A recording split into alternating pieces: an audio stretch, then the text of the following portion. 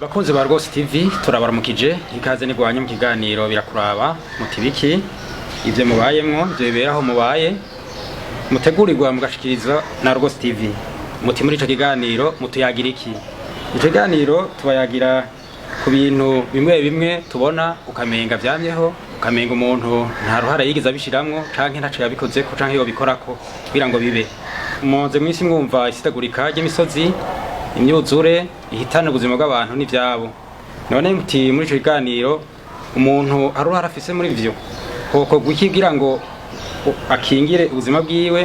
bwa twese hamwe no kugwaruka ruzoza tukaba tubatumiriye kuzamura kwirikira kiganiro mugiye gutegurirwa mugashikirizwa na Remire Kenguruki naho butaha.